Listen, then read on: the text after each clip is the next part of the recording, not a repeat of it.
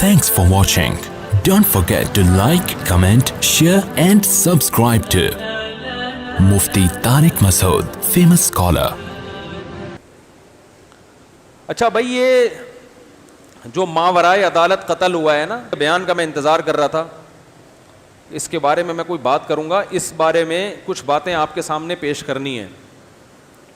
بیانات تو آتے رہتے ہیں، کچھ ادھر کے آ رہے ہیں، کچھ ادھر کے آ رہے ہیں. ہمارے ہاں جو عوام ہے وہ دو انتہاؤں کا شکار ہے. اس کو خوب اچھی طرح سنیں. یا تو ایک انتہا یہ ہے کہ جنید جمشید کا بیڑا غرق کر دیا تھا، ممبر سے اس کے منہ سے کوئی ایسی بات نکلی جسے گھما پھرا کے کس پر لے گئے؟ امی عائشہ کی توہین پر، اور پھر وہاں سے نبی صلی اللہ علیہ وسلم کی توہین پر، اور توہین رسالت کا کیس بنا کے اس کے خلاف ایف آئی آر کٹوا دی. جنید جمشید اتنی ٹینشن میں تھا کہ میں بتا نہیں سکتا. اس کو بند کرتے ہیں پنکھے کو یار، بہت شور ہو رہا ہے.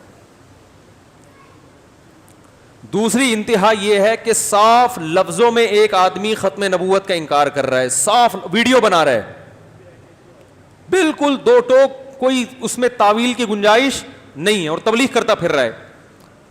اس کا کیس بھی ڈیلے ہوتا جا رہا ہے، جبکہ آپ کے ملک میں قانون بنا ہوا ہے، آئین موجود ہے کہ جو رسول اللہ صلی اللہ علیہ وسلم کی توہین کرے گا اس کی سزا کیا ہے؟ قتل ہے، موت ہے اس کی سزا. اب ہوتا یہ ہے کہ حکومت کو علماء سے یہ شکایت ہوتی ہے کہ یہ لوگوں کو آئین کے خلاف اور قانون ہاتھ میں لینے کے لیے اکساتے ہیں.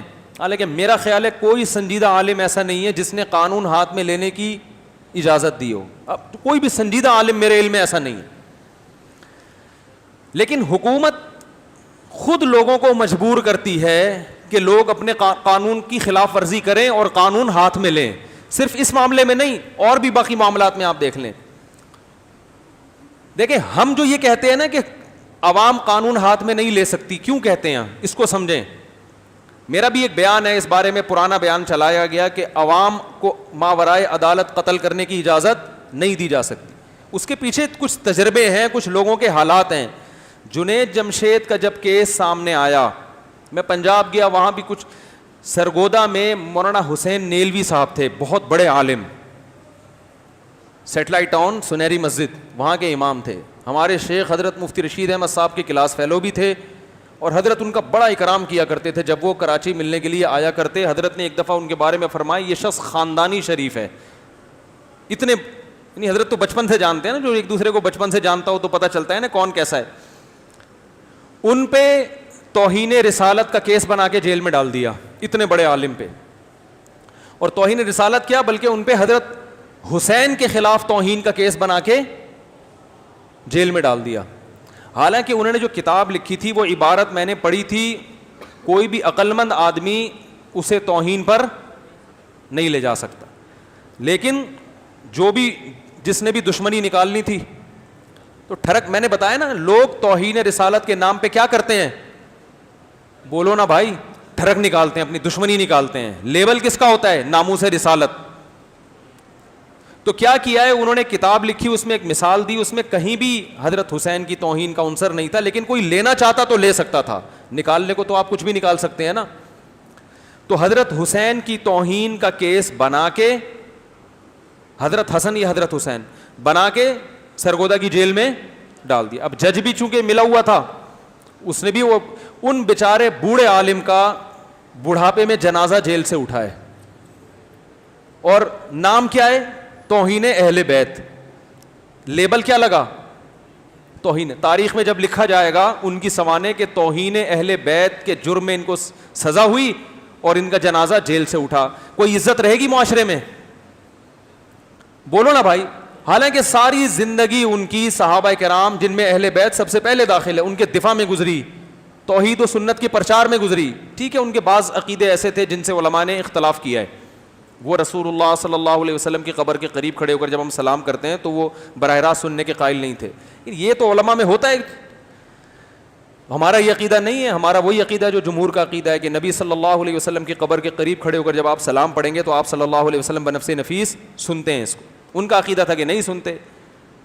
تو یہ اختلافی مسئلہ تھا. اس کے باوجود سنجیدہ علماء ان کا احترام کرتے تھے کہ بھائی ایک, اور وہ اس مسئلے کی بہت زیادہ پرچار بھی نہیں کرتے تھے, کوئی شدت کے بھی قائل نہیں تھے. وہ کہتے ٹھیک ہے جس کا یہ ہے ٹھیک ہے, جس کا وہ ہے وہ رکھ کے نظریہ. تو اتنے بڑے بزرگ کو توہین اہل بیت کا کیس بنا کے, اب آپ بتاؤ کوئی شخص اگر ان کو خود سے مار دیتا خدا نخواستہ, تو آپ ہم سے یہ امید رکھتے کہ ہم یہ بیان کریں گے کہ ماورائے عدالت قتل کیا ہے, جائز ہے؟ قطعاً آپ ہم سے یہ امید نہ لگائیں, کیونکہ اس سے بہت سارے بے گناہ لوگوں کا قتل ہوتا ہے. عدالت کا کام یہ ہوتا ہے کہ عدالت یہ چیک کرتی ہے کہ واقعی توہین ہے بھی یا نہیں ہے, ایک بات. نمبر 2, یہ پاگل مجنون دیوانہ تو نہیں ہے. بعض دفعہ لوگ پاگل, ہم ایسے پاگلوں سے ملے ہیں. ایک دفعہ ایک آدمی مسجد میں بیٹھا ہوا عبادت کر رہا تھا, بہت عبادت کر کر کے نا وظیفہ کسی نے بتا دیا, اس کا دماغ کیا ہو گیا, ادھر توجہ رکھیں, بارش ہو رہی ہے تو ہونے دیں بھائی, اس کا دماغ کیا ہو گیا, بول لو نا, پاگل ہو گیا. میرے والد صاحب کے پاس آیا, میرے والد صاحب جانتے تھے یہ تھوڑا سا بہت زیادہ ذکر کر کے سیٹنگ آؤٹ ہو گئی ہے. میرے والد صاحب سے کہنے لگا کہ مجھے جو ہے نا بشارتیں مل رہی ہیں کہ امام مہدی میں ہی بننے والا ہوں, امام مہدی میں ہی بننے والا. اب والد صاحب جانتے تھے یہ بیچارہ کھسک گیا ہے, اور اس طرح میں نبی بھی بننے والا ہوں. اب ہمارے والد صاحب اٹھ کے اس کو قتل کر دیتے, جان سے مار گردن اڑا دیتے, اور پھر حکومت پکڑتی, بولتی بھائی کیوں مارا, تو وہ کہیں اس نے میرے سامنے توہین کی ہے. امام مہدی کا دعویٰ بھی تو ایک قسم کی توہین ہے نا, جو نبی کے جانشین بن کے آئیں گے تو وہ تو امام مہدی ہوں گے, تم تھوڑی ہو. ہر مکھنچو اٹھ کے کہے میں نبی کا جانشین ہوں, تو یہ توہین کس کی ہے, تو نبی کی ہے. تو اس کو جان سے مار دیتے, اور بولتے ریکارڈنگ بھی دکھا دیتے کہ دیکھو اس نے خود بولا ہے, ثبوت بھی پیش کر دیتے. تو یہ عقل مندی کا کام ہوتا. گورنمنٹ پکڑتی کہ نہیں پکڑتی؟ گورنمنٹ کہتی کہ بھائی یہ کام, کہ وہ دماغ اس کا صحیح کام کر بھی رہا تھا کہ نہیں کر رہا تھا, وہ پاگل تو نہیں ہے, دیوانہ تو نہیں ہے, ایم مکھنچو کوئی بھی اٹھ کے کچھ بھی بول دے. آپ کہہ سکتے ہیں گورنمنٹ اپنی ذمہ داری پوری نہیں کرتی, اور واقعی نہیں کرتی, میں ابھی اس پہ آ رہا ہوں. لیکن میں ابھی اس واقعہ بتا رہا ہوں, والد صاحب ہمارے تھے سمجھدار, عاشق رسول بھی تھے الحمدللہ, لیکن ان کو پتا تھا کہ یہ آدمی بے وقوف ہے. تو والد صاحب نے اس کو سمجھایا, بیٹا یہ بات میرے سامنے کی ہے, اس کو یہیں پی جا, امام مہدی جو تو نے بننے کا پروگرام ہے نا یہ پروگرام کینسل کروا دے اللہ کی طرف سے, کوئی پیل پال دے گا تجھے بیٹھے ہوئے, سمجھ رہے ہیں؟ تو وہ پتہ نہیں پھر اس نے رجوع کیا کہ نہیں کیا, ڈر گیا یا کیا ہوا. بہت سے لوگوں کا دماغی توازن خراب ہوتا ہے. بعض دفعہ آپ کا عمل ایسا ہوتا ہے جس میں دونوں پہلو نکل رہے ہوتے ہیں, توہین کا بھی اور بعض دفعہ تعظیم کا بھی.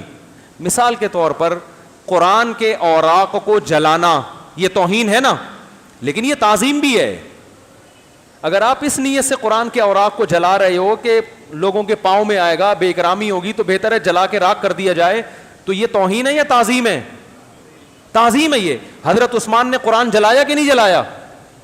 حضرت عثمان رضی اللہ تعالیٰ عنہ نے قرآن میں تحریف سے بچنے کے لیے جتنے نسخے تھے سارے آگ لگا دیے.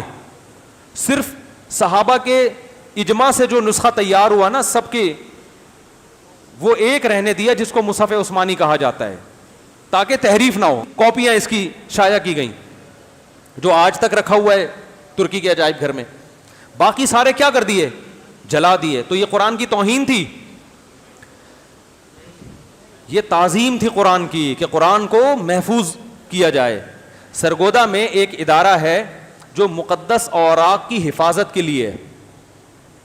یہ میں قوم کے جذباتی پن بتا رہا ہوں کہ میرا جو بیان آیا تھا نا کہ ماورائے عدالت قتل جائز نہیں ہے, وہ کیوں آیا تھا؟ وہ یہ قوم کے یہ اس حالت کو دیکھ کر آیا تھا. اس پہ لوگوں نے جو فضول باتیں کی ہیں. سرگودا میں ایک ادارہ ہے جس کا کام ہے مقدس اوراق کی حفاظت. وہ بیچارہ ادارہ ہی, مولانا سیف اللہ صاحب ہوتے ہیں سرگودا میں, ہمارے بہت اچھے دوست ہیں جن کی دعوت میں سرگودا بیانات کے لیے بھی گیا تھا, وہ اس کے ذمہ دار ہیں. اب وہ کیا کرتے ہیں, جگہ جگہ سے مقدس اوراق جمع کرتے ہیں تاکہ وہ پاؤں میں نہ آئیں, پھر ان کو دفن کر دیتے ہیں. تو مجھے وہ اپنا ادارہ دکھانے گئے, میں نے ان سے کہا, میں نے کہا یار آپ اتنی ٹینشن لے رہے ہو, یہ اتنے سارے اوراق قرآن کے اور احادیث کے اور دعاؤں کے جمع ہوتے ہیں, پھر ٹرک جا رہے ہیں, پھر دفن کر رہے ہیں یا سمندر میں پھینک رہے ہیں, پھر وہ اوراق بعض دفعہ کنارے پہ بھی آ جاتے ہیں, تو آپ کنویں میں ڈال کے جلا دیں ان کو. انہوں نے کہا کانوں کو ہاتھ پکڑ لیے. انہوں نے کہا بھائی یہ قوم بڑی جذباتی ہے. کہہ رہے ہیں ہمارے کسی دوست نے ایک دفعہ یہ کام کیا تھا, اسی ادارے میں گڑھا کھود کے اس میں لگ کے آگ لگائی, پڑوسیوں نے کیس کر دیا یا کسی گزرنے والے نے کہ یہ قرآنی اوراق جلا رہے ہیں, توہین کر رہے ہیں, اندر ہو گئے. وہ تو پتہ نہیں پیسے کھلا کے چھوٹے ہیں یا کیا کیا ہے. اگر جج سر پھرا ہوتا تو آج یہ بھی لٹکے ہوئے ہوتے, یا قید تو عمر قید تو ہو گئی ہوتی. نہیں آ رہی بات, میرا خیال ہے نہیں آ رہی بات. تو آپ کو ایسے بھی کیسز ہیں کہ مجرم کو چھوڑ دیا گیا, لیکن ایسے بھی کیسز ہیں جو مجرم نہیں تھا وہ کہاں ہیں. اور بہت سارے علماء جو توہین رسالت کے مرتکب نہیں ہیں ان کو اندر کیا ہوا ہے ٹھرکیوں نے, جو دشمن ہیں. کیسے؟ مثال کے طور پر آپ کے گھر کے باہر سیرت النبی کا پوسٹر لگا ہوا ہے, سیرت النبی کانفرنس. آپ غصے میں گھر سے باہر نکلے کہ میری دیوار کا کلر میں نے ابھی نیا کروایا تھا, یہ کس نے پوسٹر لگایا ہے؟ آپ کو نہیں پتا تھا کہ اس میں نبی کا نام لکھا ہوا ہے یا کیا ہے. آپ نے اٹھا کے وہ پوسٹر اس لیے پھاڑ دیا کہ میری نئی دیوار خراب ہو رہی ہے. وہ پوسٹر نیچے کہیں نالا بہ رہا تھا, اس میں گر گیا. تو نبی کے نام کی توہین کا کیس کر کے آپ کو بولتے کیوں نہیں بھائی اندر. یہ بھی ہو رہا ہے. نہیں آ رہی بات سمجھ میں. تو یہاں عدالتیں اگر کرپٹ ہیں اور یقیناً ہیں تو پبلک بھی کوئی اتنی انصاف پسند نہیں ہے. اس کو پتا ہے کہ اس کا مقصد اللہ کے نبی کے نام کی توہین نہیں تھی, اس کو اپنے گھر کے دیوار کی کا غم تھا کہ, اور اس نے پوسٹر اس لیے سے پھاڑا, اس کو نہیں پتا تھا نبی کا نام لکھا ہوا ہے. مگر یہ دشمنی میں لیبل کیا لگائے گا؟ ناموس رسالت کا, کہ میں نبی کا عاشق ہوں. تو یہ ٹھرک بھی ہماری قوم میں ہول سیل کے حساب سے موجود ہے. عدالتیں بھی کرپٹ ہیں. تو میرے بھائی قوم بھی کوئی اتنی دودھ کی دھلی ہوئی نہیں ہے. تو اس لیے اب بڑی مصیبت سے بچنے کے لیے چھوٹی مصیبت کو اختیار کیا جاتا ہے کہ یار اگر پبلک کو اختیار دے دیا جائے تو یہ تو جنید جمشید کو پکڑ کے کوڑ دیا تھا انہوں نے. آپ دیکھو کوئی تک بنتا تھا جنید جمشید کو مارنے کا؟ کتنا مارے اس کو ایئرپورٹ پہ. وہ تو شکر ہے وہاں کیمرے لگے ہوئے تھے, اگر کیمرے نہ ہوتے جنگل میں جان سے مار دیتے. کیونکہ جو لوگ جنید جمشید کو مار رہے تھے وہ ثواب سمجھ کے مار رہے تھے, وہ عشق رسول میں مار رہے تھے, اور ان کا یہ جذبہ اور نظریہ تھا کہ جان سے مار دیں گے تو زیادہ ثواب ملے گا. وہ تو ایئرپورٹ تھا تو سیکیورٹی گارڈ نے بچا لیا. یہی جنید جمشید ان کو کسی جنگل میں ملتا تو میں اگر قسم اٹھا کے بولوں تو شاید جھوٹا نہیں ہوں گا کہ وہ جان سے مار دیتے اس کو. کیونکہ انہی لوگوں نے جنید جمشید کی شہادت پہ مٹھائیاں تقسیم کی ہیں کہ چلو ہم نے نہیں مارا تو کس نے مار دیا؟ اللہ نے مارا. حالانکہ ایسا مخلص آدمی جو بیچارہ دیکھو نبی کے عشق تھا تبھی تو گانے بجانے چھوڑ کے اس طرف آیا نا, اس کی زبان کی ایک لڑکھڑاہٹ پہ یہ قوم اس کو معاف کرنے کے لیے تیار نہیں ہے. اس لیے اس قوم کو کہا جاتا ہے کہ بھائی یہ کام کس کا ہے؟ عدالت کا. عدالت دو چیزیں چیک کرے گی. نمبر ایک کہ اس نے توہین کی بھی ہے کہ نہیں کی ہے. نمبر دو یہ ہوش و حواس پاگل تو نہیں ہے, کوئی بھی چرس پی کے اٹھ کے وہ باولے پن کی باتیں کر رہا ہے. یہ دو چیزیں عدالت چیک کر کے اس کو سزا دے گی. اس لیے کہا جاتا ہے کہ ماورائے عدالت قتل جائز نہیں ہے. ابھی جو باقی پشاور کا جو واقعہ پیش آیا تو اس میں دو ٹوک لفظوں میں ایک دفعہ نہیں درجنوں دفعہ اس شخص نے نبوت کا دعویٰ کیا ہے, درجنوں دفعہ. ہم کہتے ہیں ٹھیک ہے قانون ہاتھ میں لینا ٹھیک نہیں ہے, لیکن یہاں پر حکومت ذمہ دار ہے, کیونکہ آپ نے اپنا امیج مسلمانوں کے سامنے ایسا بنا دیا ہے کہ جو توہین رسالت کرنے والے کا قاتل ہوگا اس کو پھانسی کا پھندا چڑھانے میں آپ کو ٹائم نہیں لگتا, اور جو نبی صلی اللہ علیہ وسلم کی توہین کرتا ہے اس کا کیس صدیوں طول دیا جاتا ہے اس کو. اتنی لمبی لمبی پیشیاں. تو آپ نے خود عوام پر اپنا اعتماد ختم کیا. اب آپ علماء سے شکایت نہ کریں کہ علماء عوام کو سمجھاتے کیوں نہیں ہیں. آپ نے سمجھانے کے لیے چھوڑا نہیں ہے. کیسے سمجھائیں بھائی اس عوام کو؟ لوگ بولیں گے مفتی صاحب آپ کہہ رہے ہو ماورائے عدالت قتل جائز نہیں ہے, تو عدالت پھانسی پہ چڑھا دے تو ہم نہیں کریں گے ماورائے عدالت قتل. عدالت اپنی ذمہ داری کہاں پوری کر رہی ہے؟ دیکھو میں ایک بات بتاتا ہوں آپ کو. جب اسلام دنیا میں آیا نا اس سے پہلے ہوتا یہ تھا کہ اگر کسی شخص نے کسی کے باپ کو قتل کر دیا تو بیٹا اپنے باپ کا قصاص لیتا تھا, کیونکہ کوئی عدالت اور کوئی قانون, بولو بھائی, نہیں تھا. اب قاتل نے آپ کے باپ کو اگر قتل کیا, اس کے پاس کوئی ریزن تھی, کوئی معقول ریزن تھی کہ بھائی تمہارے باپ نے یہ کیا, بدکاری کی ہے, زنا کیا ہے, جو بھی کیا ہے, اس بیس پہ میں نے مارا ہے اس کو.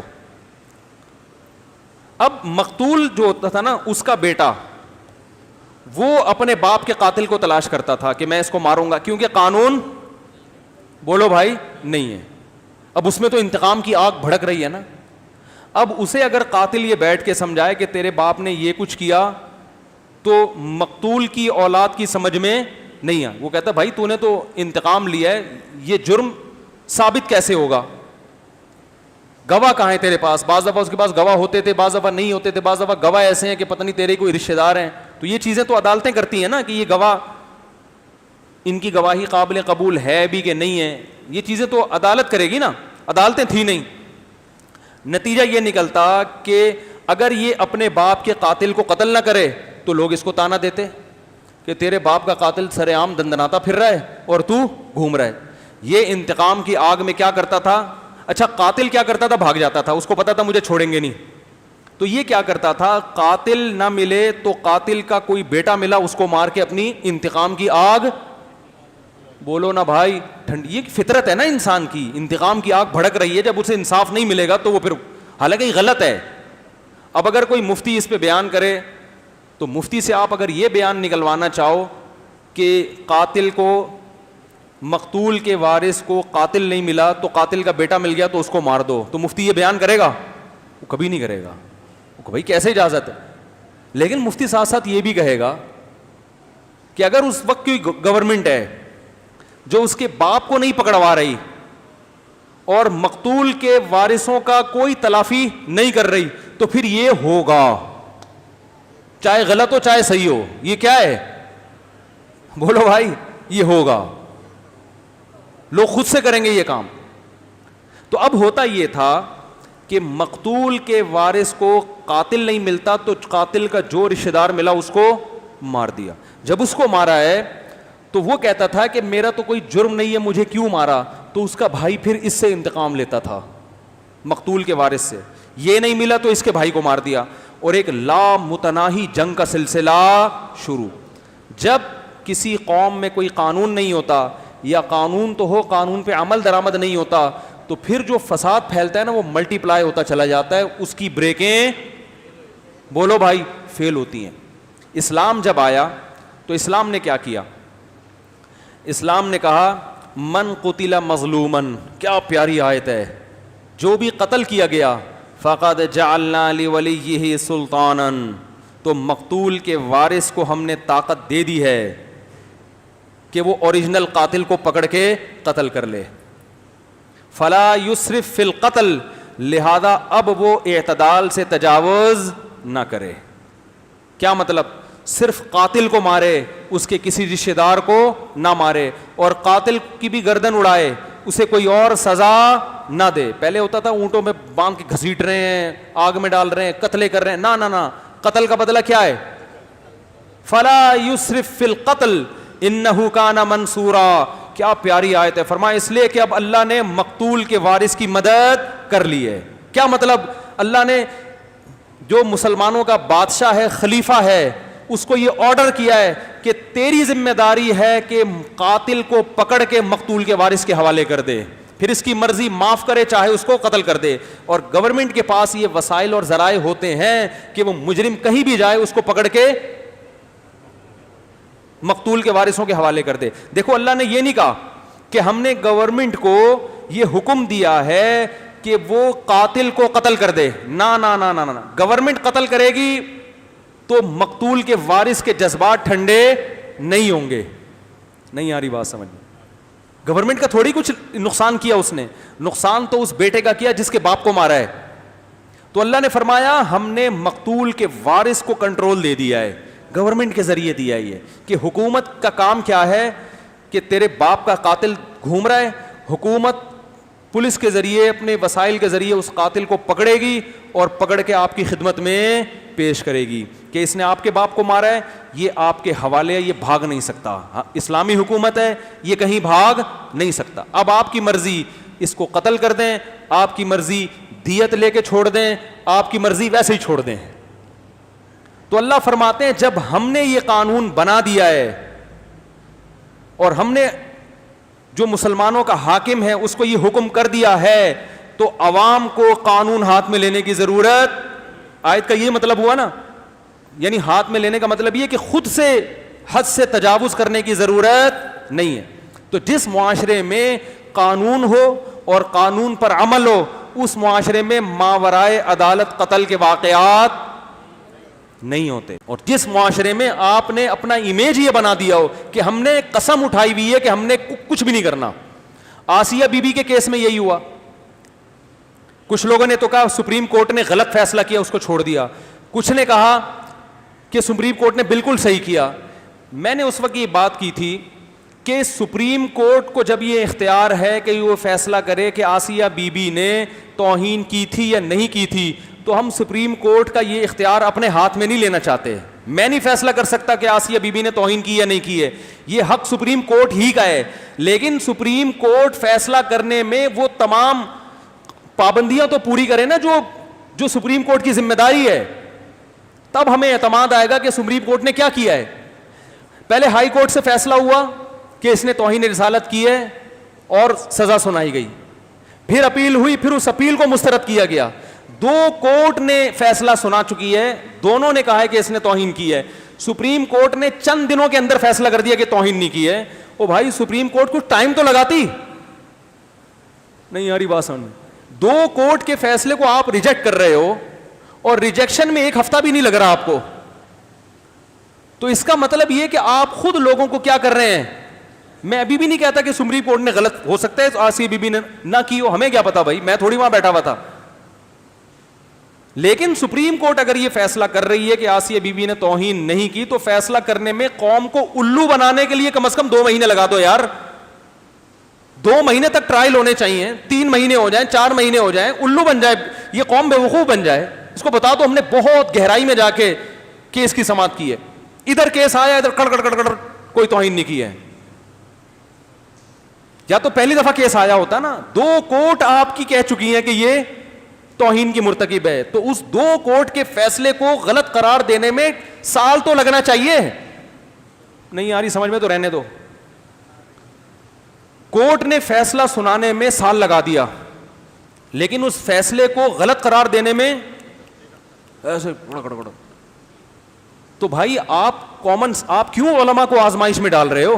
सही है ना, आप क्यों उलमा को क्यों ये आजमाइश में डाल रहे हो? आप खुद ऐसे फैसले कर रहे हो कि कौम कानून अपने हाथ में ले।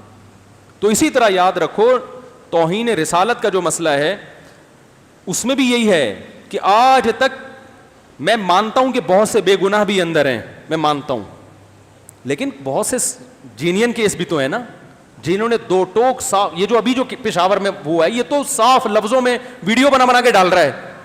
पागल होता है, 1 दफा होता है, 2 दफा होता है, और फिर भी जब इंसाफ नहीं मिलेगा तो भाई फिर ऐसा ही होगा। और दूसरी बात ये कि ठीक है हम ये कहते हैं कि मावराए अदालत कत्ल ठीक नहीं है, हुकूमत चाहती है कि अवाम उलमा यही कहें कि मावराए अदालत कत्ल ठीक नहीं है, लेकिन हुकूमत ये नहीं चाहती कि अदालत कानून को फॉलो करे। यानी हुकूमत अपनी मर्जी की बात तो चाहती है कि उलमा कहें, कि उलमा लोगों को ये समझाएं कि मावराए अदालत कत्ल। ये वही है जैसे वो जो था ना, मैंने बताया ना, फैक्ट्री का सेठ बयान करवा रहा है मुझसे कि लोगों को आप तरगीब दें कि मुलाजिमीन वक्त पे काम किया करें, जितना काम है वो पूरा किया करें, क्योंकि तनख्वाह ये सब पूरी लेते हैं तो काम में डंडी ना मारें।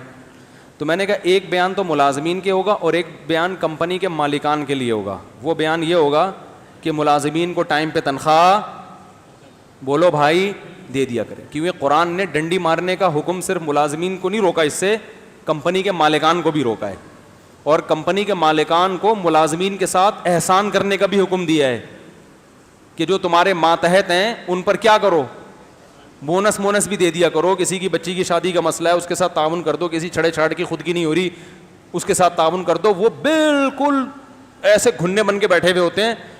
تو حقوق لینے کی بات ہے تو حقوق دینے کی بات بھی ہے نا. تو گورنمنٹ یہ چاہتی ہے کہ علماء یہ بیان کریں کہ ماورائے عدالت قتل کی اجازت عوام کو نہیں دی جا سکتی, اور علماء جتنے بڑے سنجیدہ علماء یہی بیان کرتے ہیں. لیکن گورنمنٹ یہ بھی چاہتی ہے کہ یہ بھی نہ کہا جائے کہ عدالت میں جو خلا ہو رہا ہے نا اس کی شریعت میں کوئی حیثیت. بولتے کیوں نہیں بھائی؟ یہ جو عدالت میں خلا ہوتا ہے نا, طلاق دینے کا اختیار جج کے پاس نہیں ہے. جج صرف اپنی بیوی کو طلاق دے سکتا ہے, آپ کی بیوی کو جج طلاق نہیں دے سکتا. کوئی بھی عورت اٹھ کے چلی جائے بس جج نے خلا کی ڈگری پکڑانی ہے.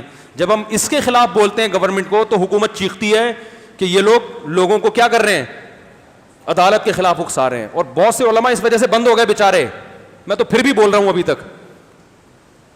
بعض علماء نے عدالت کی خلا کے خلاف فتویٰ دیا ریٹن میں, کسی ایک آدمی کو جیل, وہ بیچارے اب لکھ نہیں رہے. ہم تو پھر بھی ممبر پہ بیٹھ کے چیخ رہے ہیں, اس لیے کہ ہم اگر جیل سے ہو کے آ بھی گئے لیکن کم از کم لوگوں کو اتنا تو پتا چل جائے نا کہ یہ حرام کاری ہو رہی ہے, یہ زنا ہو رہا ہے. عدالت خلا کی ڈگری پکڑاتی ہے, عورت کہیں اور شادی کرتی ہے, وہ زنا ہے. کچھ خلا کے کیسز ایسے ہیں جن کو ہم مانتے ہیں کہ عدالت کا خلا درست ہوگا, لیکن نارملی ایسا نہیں ہے. طلاق کا اختیار کس کے پاس ہے, اور صدیوں سے ہے.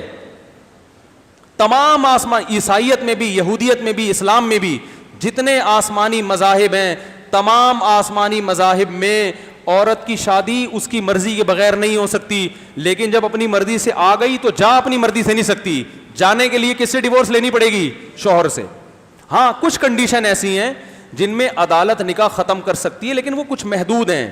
عدالت, اس لیے ہم کہتے ہیں عدالت نے جب خلا کی ڈگری دی تو کسی دارالفتہ سے پتہ کر لو, مدرسے سے, کہ یہ خلا صحیح ہوا بھی ہے کہ نہیں ہوا. بعض دفعہ ہو بھی جاتا ہے لیکن اکثر نہیں ہو رہا. تو اب یہاں حکومت چاہتی ہے کہ ہم لوگوں کو کہیں کہ ملک کے اچھے شہری بن کے رہیں. او بھائی تم ہمارا قرآن کی دھجیاں اڑا رہے ہو, تم زنا کو معاشرے میں پروموٹ کر رہے ہو, تم فیملی سسٹم کی واٹ لگا کے رکھ دی ہے تم نے, اور ہم کہیں کہ لوگ عدالت کو فالو کریں. دیکھو جتنا میں حکومت کے قانون کو فالو کرنے کا ممبر پہ بیٹھ کے حکم دیتا ہوں, شاید یوٹیوب پہ جو مشہور لوگ ہیں ان میں سے کوئی بھی نہیں دیتا. میں بار بار لوگوں کو یہ کہتا ہوں قانون کو فالو کرو. میں آپ کو ایک عجیب بات بتاؤں, میں جب ٹریول کرتا ہوں نا, اپنے بچوں کو اپنے ساتھ گاڑی میں لے کے جاتا ہوں, ان کو بار بار یہ سمجھاتا ہوں, دیکھو ریڈ پہ رکا جاتا ہے, جو لوگ ریڈ بتی پہ رکتے نہیں ہیں, سگنل توڑ کے چلے جاتے ہیں, وہ اچھے نہیں ہوتے. بہت زیادہ میں اپنے بچوں کو سمجھاتا ہوں. یہ لانگ روٹ پہ نکلتا ہوں تو بتاتا ہوں یہ فاسٹ ٹریک ہے, حالانکہ وہ چھوٹے ہیں, 5 سال کے, 8 سال کے, 6, ان کو سمجھا رہا ہوتا. کیونکہ بچے کو بچپن سے جب تک آپ یہ چیزیں دماغ میں نہیں ڈالتے وہ نہیں سیکھتا کہ یہ فاسٹ ٹریک ہے. جب گاڑی اوورٹیک کرنی ہوتی ہے تو یہاں آتے ہیں. پشاور گیا تھا نا, لاہور پشاور بچوں کو لے کے, تو راستے پر یہ سمجھاتا رہا یہ درمیانہ ٹریک ہے, اس پہ گاڑی چلتی ہے, اور یہ والا ٹریک ہے جب گاڑی خراب ہو جائے تو یہاں آتے ہیں. اتنی چیزیں الحمدللہ سکھاتا ہوں میں بچوں کو. کبھی میں الحمدللہ یہ نہیں کرنے دیتا کہ گاڑی میں کوئی چیز کھا رہے ہیں کھڑکی کھول کے باہر پھینک دو. نہ نہ نہ, میرے ساتھ بچے گاڑی میں جا رہے ہوتے ہیں نا, یہ ایسے جیسے کفر کر لیا انہوں نے.